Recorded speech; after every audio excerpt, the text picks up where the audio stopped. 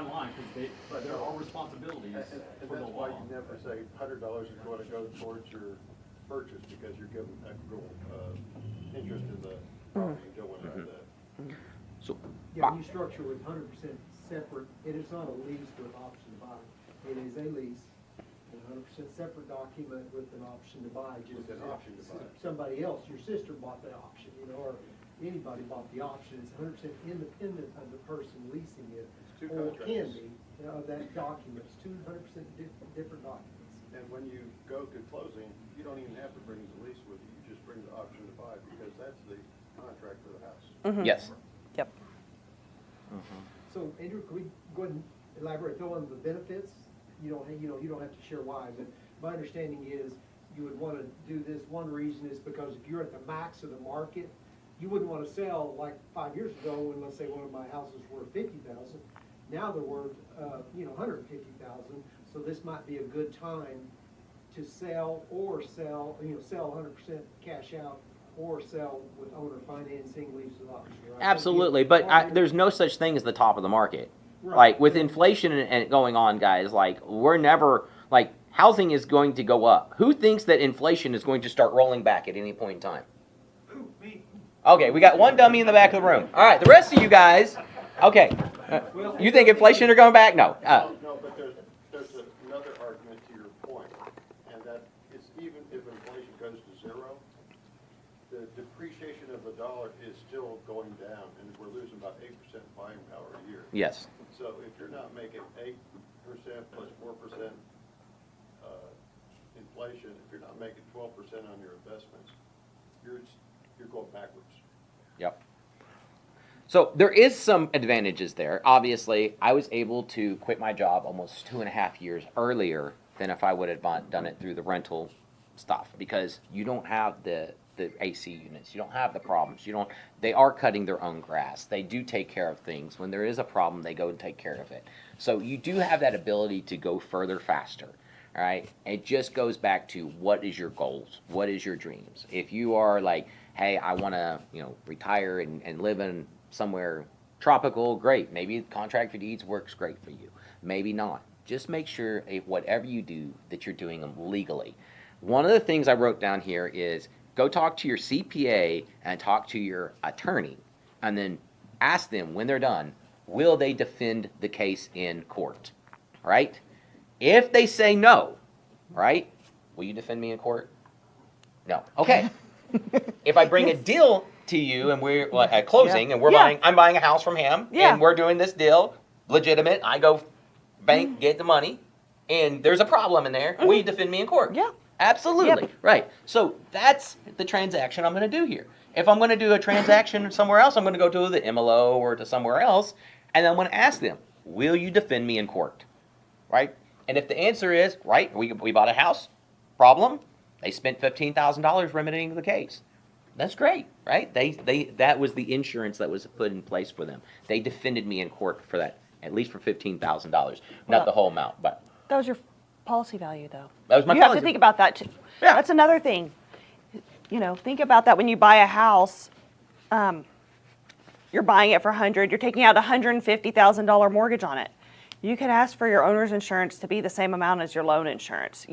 So it's not that much more money. We're talking like $20 or $30, for that extra title insurance coverage. Wow, I did Because, not know that. because your policy's only, what you pay for it. So, and if you're buying it on assignment and you're paying $10,000, but you're paying a $30,000 assignment fee, well, your sales price is only $10,000. What's your title insurance for?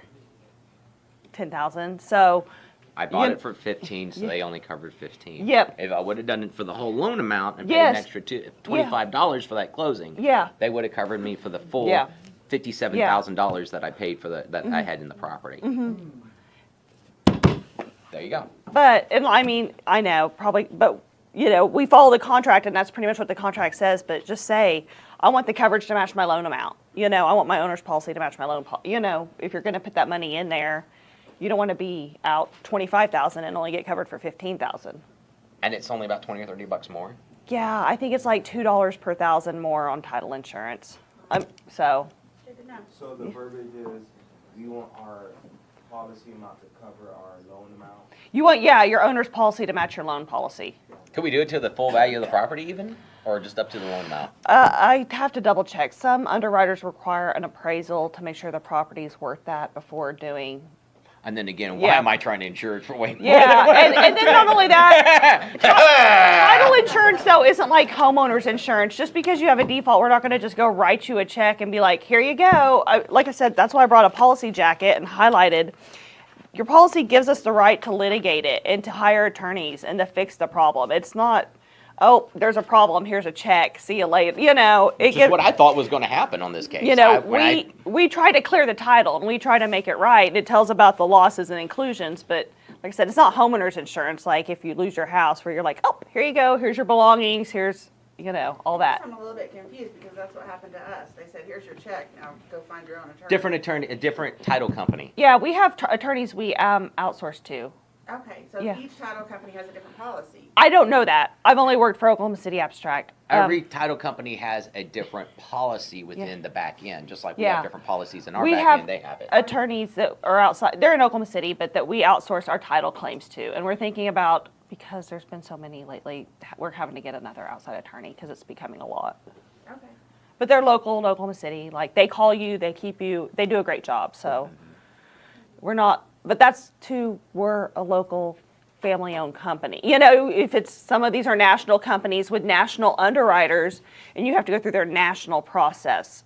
Well, So, here's your check, go figure it out. yeah, yourself. yeah. So, I mean, some of these, you know, like I will say, you know, at least some of them are national companies, and there's an office here you can call. But some of these, and I'm not talking about anybody bad, so, but there's closing companies who have national underwriters. Well, you don't have an underwriter office here where you can call and talk to somebody. You have to go through their policy and their procedures to be able to follow that claim.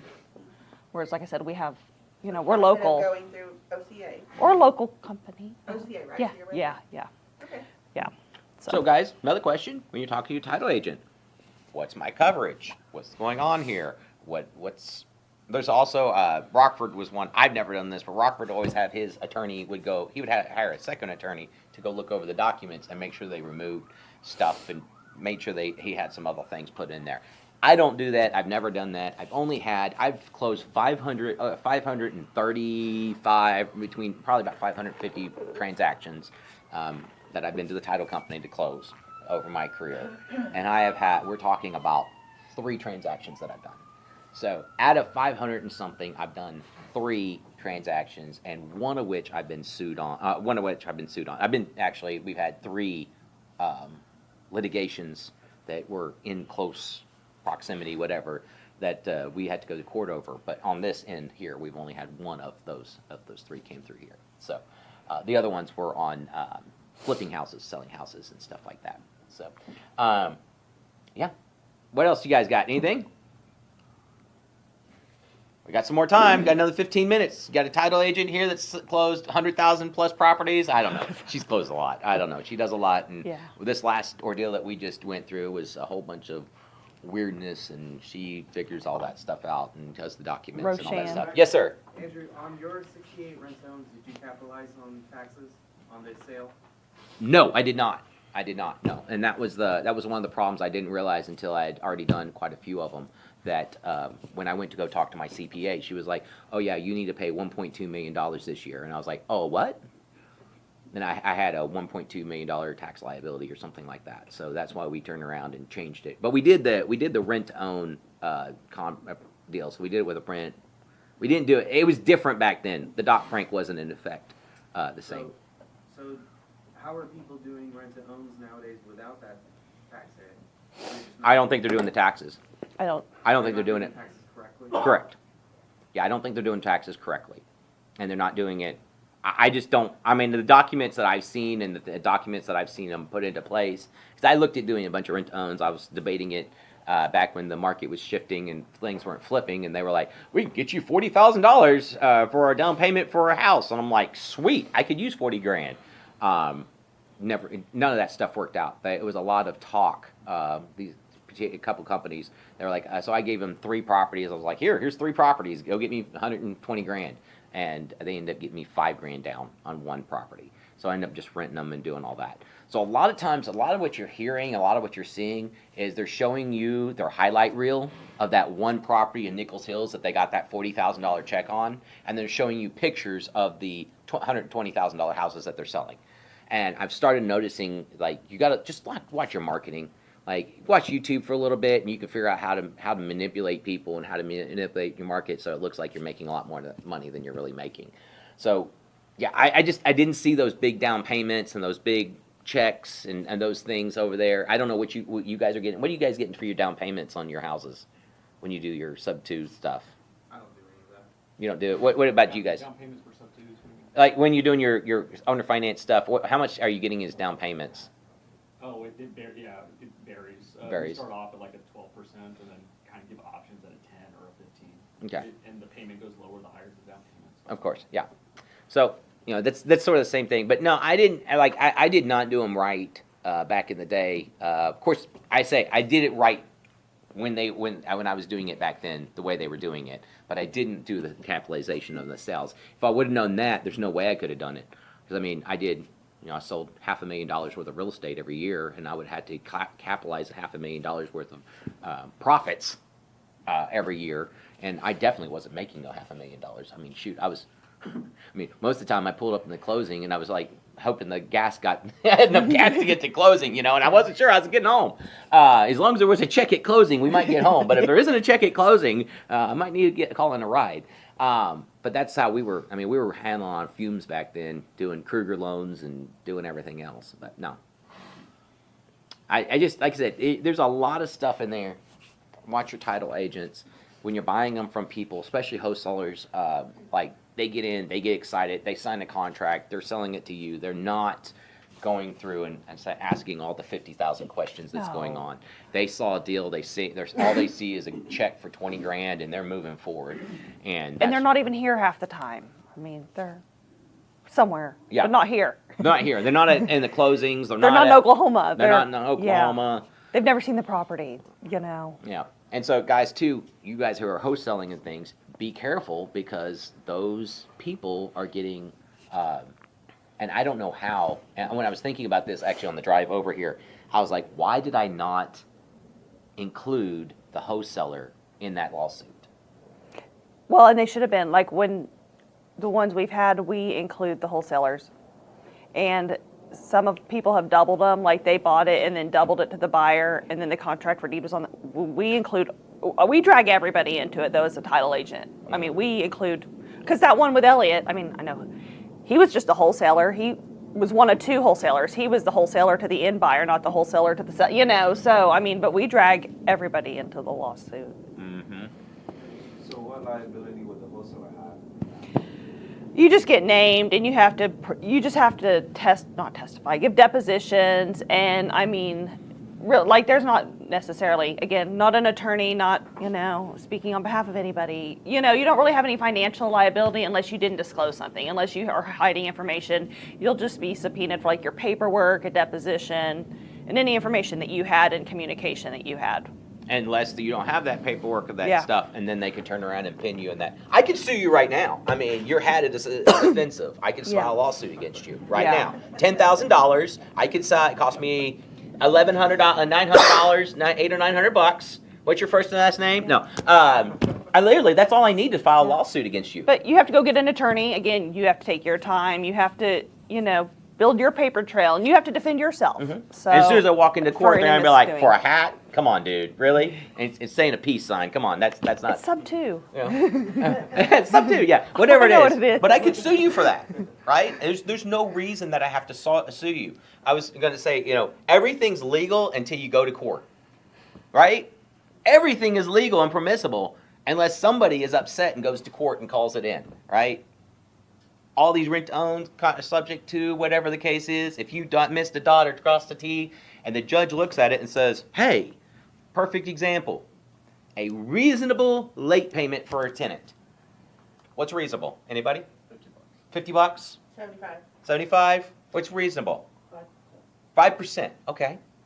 Great. What's the judge say?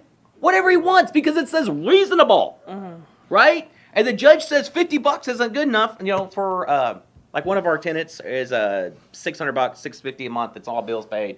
It's a room about this. This is too big. Like it's about yay big. It's just enough for your bed and a dresser. So $50 late fee payment. They're like, that's a lot for a $600 payment. But what about my $2,000 a month payment? Maybe it's more money. Well, they're still like, I don't know, $50 is too much. So if I get them to pay the $75, that's great until I go to court, and then they're like, that's not permissible in court. So back to what is reasonable, right? Look at it and be like, is this something I would do or something that somebody else would do? Do I feel like this is something reasonable?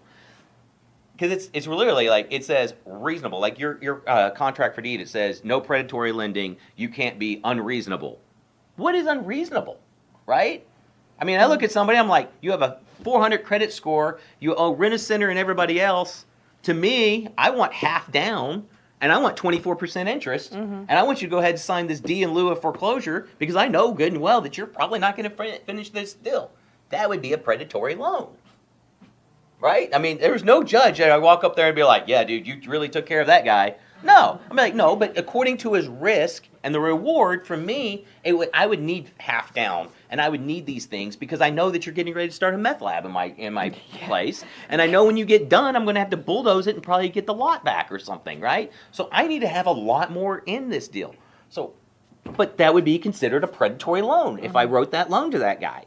So you guys have to figure out what that is for you. What is predatory? What is over the top? What is too much? Unfortunately, it says, I feel like 5% is doable, but I've heard other people say 5%, and when they go to the judge, you're like, 5%? That's ridiculous. You can't do that. You can't charge, I feel like you should be able to charge a weekly late fee. And they're like, no, you can only charge one late fee. Well, that's great. You can get that weekly late fee until you go to court. And then you're going to be, then the judge is, first off, he's going to be like, he's going to look at you like you're a predatory person, and now everything goes according to the tenant. But if you do everything right, then he's going to look at you and be like, maybe he's going to lean more towards your side. But the judge, I mean, he gets to wave that magic wand, and we put them in power, and if they decide you're wrong, you're wrong. And you have to go pay another $50,000 to go to the Supreme Court or something to go above their head. So try to stay out of court. The whole point of this is stay out of court. Yes, sir. Since we're getting a little off topic, I have an escalator in my leases, so it's going to go up 3.5% a year. Mm-hmm. So there's no negotiation, it's already agreed to. Does anybody else do that, or? Yeah. what- I do that. I don't do percentage, I do a dollar figure. Oh, do you? We're supposed to. I don't. I have a hard time because we raise rents and then people move out. And so we're always back and forth. My rule is as long as we have 10 vacancies, we don't raise rent. So we have 10 vacancies this month. We had 10 people move out, 10 people move out. And so when we get down to 3, I start raising rents. And I'll do them by $75 or $50. That's what I typically do. But for me, it's an internal thing. It's not so much like, hey, we're going to do it at this date or that date or whatever. I should have automatic rent increases in my stuff, but I don't. And then the problem is, too, with apartments, they don't, like, it's hard to do it in apartments because they'll just move. I mean, shoot, most of my tenants in my apartments, they can move everything out in the back seat of their car. I mean, they're like, I'm moving, and they're like, you're like, that's everything? Blow up mattresses and stuff like that. So a lot of those tenants, like, they can't afford an extra $25 a month or something like that. And they're not getting, they're working at 7-Eleven. They're not getting a raise for 3 years, so, or something like that. So everybody's got their own thing they can do, but I typically don't. So anyway, stay reasonable. Anybody else? Questions, comments, concerns? Come on, you got a title agent up here that can answer. Have you guys seen any litigation on novations? I have not, but I think we're going to see them very soon. Right now, the articles and things that I've seen in the Senate and things like that are trying to pass, and some of the bills that they're trying to pass, I feel like that's going to start changing. The problem with novations is they can't technically go away, because if you become brain dead, I'm going to have to get power of attorney over you to be able to sell a property. Or if somebody becomes mentally, dementia or something of that nature, somebody has to take over for them on that process. So I'm not sure. They're trying to make it illegal, and they're trying to make something change there. And they're also trying to do something. I saw one where you can do a novation, but the person who's doing the novation cannot have more than a $500, $1,000 profit from the novation. So, like, you could still do it for somebody else, or the attorney could do it for somebody else, but you wouldn't be able to accept the money from that. So, I don't know what they're going to do there, but I do feel like novations are going to be shifting. We were actually talking about novations on the right before we got started here, and it's a yes. I apologize, I don't know what a novation is. Oh, sorry, a novation. It's basically a reverse assignment. I mean, but it's not a set price. So people do it a different way, but the seller's paying the fee to the middle person instead of the buyer. So if it's kind of like a net listing, like I'm going to go buy your house, I'm going to pay you $100,000. Now, and that's all you want. I can go sell it to somebody for 120, and I'm going to mark it on the MLS, but I'm going to pay your closing costs. So basically, I'm getting the difference between the two. I'm selling it for 140, but you're getting 100, and I'm making the money in between, but it's coming from, like, it's shown on the settlement statement on your side, not on the buyer's side. Okay, and the one part she missed about that is you're basically signing over power of attorney. Oh, power of attorney. You sign, yeah. So some people don't. I will say some people don't and have the seller sign everything. Yes.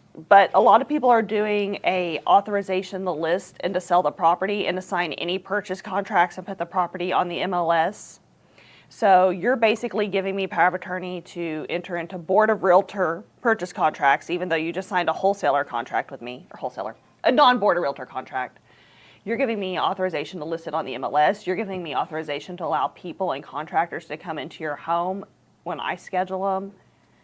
And there could be an indefinite date because you signed an 8-month contract with me. So I'm going to go put your home on the MLS and sell it to market buyers. Now, any repairs, typically the person in the middle pays that out of their novation, but sometimes they pass the repairs on to the seller too. So now your $100,000 just went down to $80,000 because we got to do $20,000 in repairs for this FHA buyer.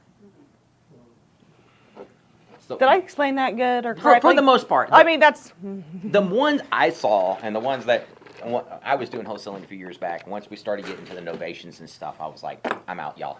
I just don't have that ethical. I still have too many ethics to do that. Okay.